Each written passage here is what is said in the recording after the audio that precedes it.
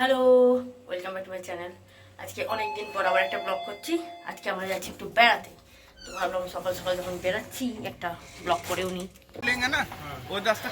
অন্ধকার এখন সকাল 6টা বাজছে, ঘুটঘুটে অন্ধকার, কিচ্ছু দেখা যাচ্ছে না।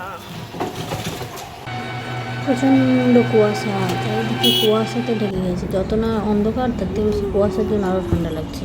ওটা ট্রেন কি করে যায় গো? ট্রেনটা ঝিকি ঝিকি করে এমনি করে আচ্ছা আচ্ছা। আমাদের বেরোতে একটু দেরি হয়ে গেল। 6টার জায়গায় 6:10-11 হয়ে গেল। 11তে পেয়েছি, তাই মেট্রো কয়েকটা দেরি হয়ে গেল। দেখি ট্রেনের জন্য দৌড়াতে হবে। 7:10 বেজে গেল, আমরা পৌঁছে গেছি।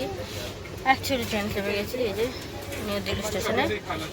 মোটামুটি 16 মিনিট লাগলো মেট্রো থেকে নেমে দৌড়ে আসতে। যাই হোক, ট্রেনে ওঠার পরেই আমাদের একটা ছোট্ট জলের বোতল দিল, দুটো পেপার দিল, ইংলিশ হিন্দি, এই যে টিকিট, জল খাবার দিয়ে গেছে, ব্রাউন ব্রেড আর কোল্ড ড্রিঙ্কস, আর এই যে অমলেট আছে এটাতে, এই মুখশুদ্ধি, আর একটা কি আছে, আর আছে আর কিছু নেই, আর আছে একটা সস, একটা বাটার আছে, বাটার। আমাদের ড্রেস চেঞ্জ হয়ে গেছে, গরম লাগছে ব্যাটার আমার। হ্যাঁ, এটা পুরো গরম লাগছে না, আমার সোয়েটার খুলে দিচ্ছি। আমাদের লাঞ্চ, ডাল, ভাত, দই আর রুটি, ডেজার্ট। আমরা নেমে গেছি অমৃতসরে। 8 ঘন্টা ঘুমালো, ট্রেনে তো ঘুমই হয় না, চারিদিকে বাজছে। বন্ধ করো।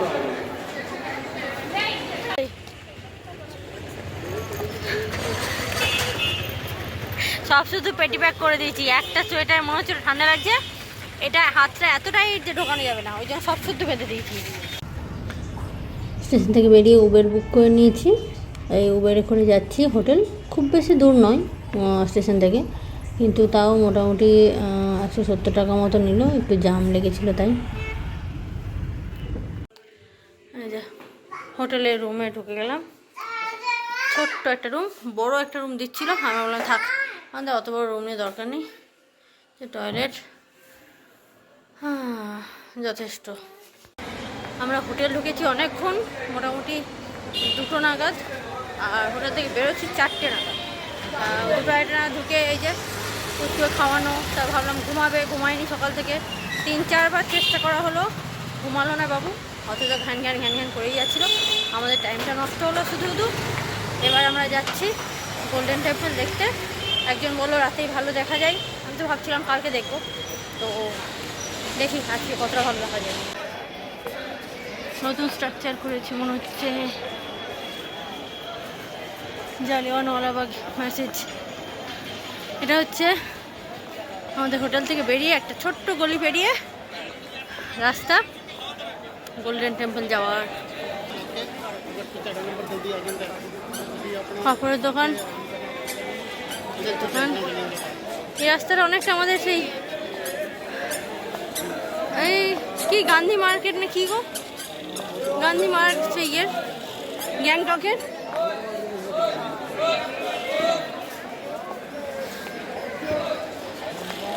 গ্যাংটকের মতো লাগছে।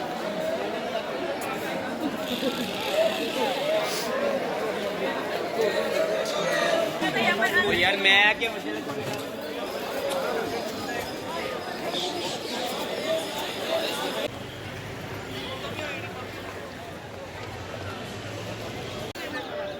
জুতো খুলে দিয়েছি, পুরো মার্বেলের, এটা পেতে দিয়েছে তাই, না তো পায়ে একদম প্রচুর ঠান্ডা লাগছে। ওই রাস্তা দিয়ে গেলে ভালো হতো, এটা আসার রাস্তা, ওটা যাওয়ার রাস্তা। আমরা যাওয়ার রাস্তার জায়গায় আসার রাস্তায় আসছি।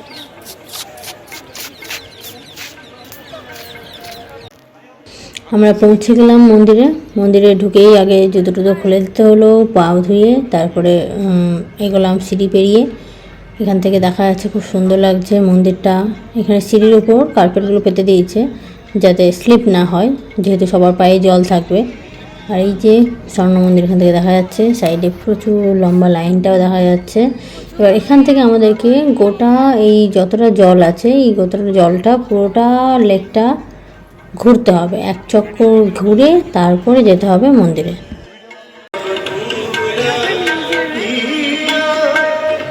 खाली नहीं करते हो ना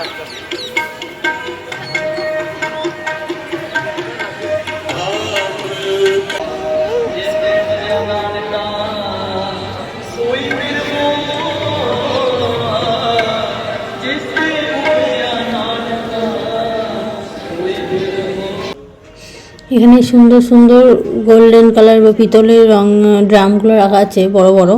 প্রথমে ভাবছিলাম কিসের জন্য ড্রামগুলো রাখা আছে, এখানে কি হচ্ছে বুঝতে পারছিলাম। লোকজন আসতে যাচ্ছে কিন্তু বুঝে যাচ্ছে হয় প্রসাদ নিচ্ছে না কি করছে। পরে গিয়ে যখন মন্দির ঘোরা হলো, মন্দির থেকে ঘুরে এসে পরে জিজ্ঞেস করলাম, বললো এখানে প্রসাদ না, এখানে ভোগ নেওয়া হয়, সেই ভোগটা মন্দিরের ভেতরে দেওয়া হয়, মন্দির না আর কি গুরুদ্বারের ভেতরে দেওয়া হয়, সেটাই আমরা পরে প্রসাদ হিসেবে পাই।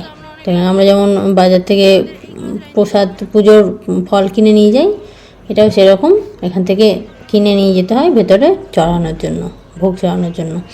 ভেতরে ক্যামেরা এলাও নয়। আমরা খানিকক্ষণ এগোলাম, এই যতটা পারলাম এখানে ভিডিও করলাম, তারপরে গিয়ে লাইনে দাঁড়িয়ে গেলাম।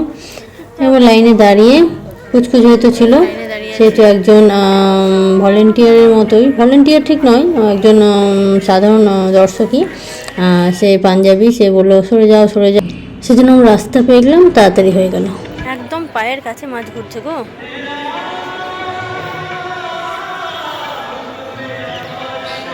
এখানে জল,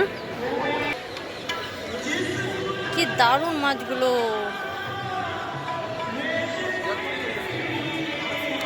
এত বড় বড় গোল্ড ফিশ কেউ কখনো দেখেছে? কাতলা তো দেখেছি।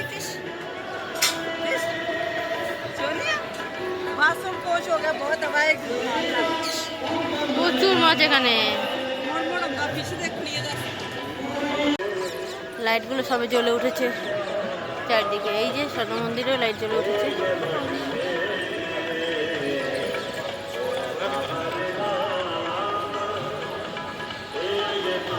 কি যে করছে, এবার উঠছে নামছে। এদিকে এসো এদিকে এসো এদিকে এসো।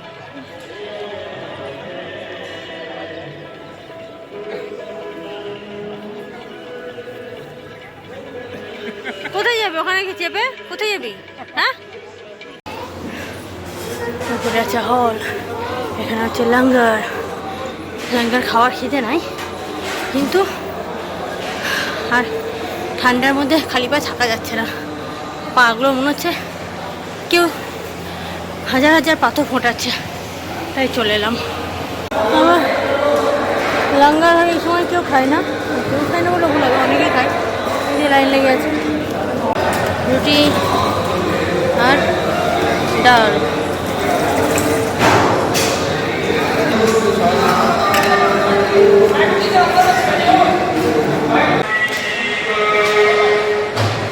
কি দারুণ যে লাগছে। লাঙ্গার থেকে বেরিয়েই সামনেই ঝকঝক করছে সোনা মন্দির, তার সঙ্গে লাইটিং, অপূর্ব লাগছে, দারুণ লাগছে লাইটিংগুলো চারিদিকে।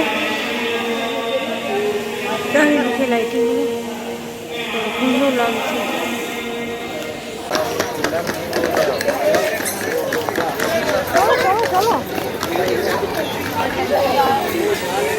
একজনের কাছ থেকে বেলুনটা চেয়ে নিয়ে নিল, সে দিয়েও দিল, সে দেয়নি, তার কাছ থেকে তার মা বাবা দিল, ব্যাস সে চেঁচিয়ে ভেবে একটা কাজ।